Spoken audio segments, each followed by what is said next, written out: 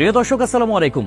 হাসিনা আর যাই করুক, দেশের জন্য অনেক কাজ করেছে বলা পাবলিক গুলার জন্য একটা তথ্য জানিয়ে দিই, একটু ভালো করে শুনবেন। বাংলাদেশের বর্তমান ঋণ কত জানেন? 99.3 বিলিয়ন মার্কিন ডলার। আই রিপিট, 99.3 বিলিয়ন মার্কিন ডলার। আর গত বছরে পাচার হয়েছে কত জানেন? 94 বিলিয়ন মার্কিন ডলার।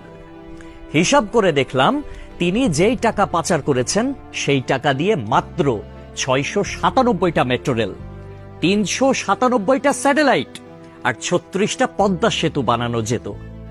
একটা 1000 টাকার নোটের ডাইমেনশন কি, সেটা নিয়ে না হয় অন্য এক সময় আলাপ করা যাবে। ধরুন 11 লক্ষ কোটি টাকা। 1000 টাকার নোট দিয়ে একটার উপর একটা রাখলে এর উচ্চতা কত হবে জানেন? 2750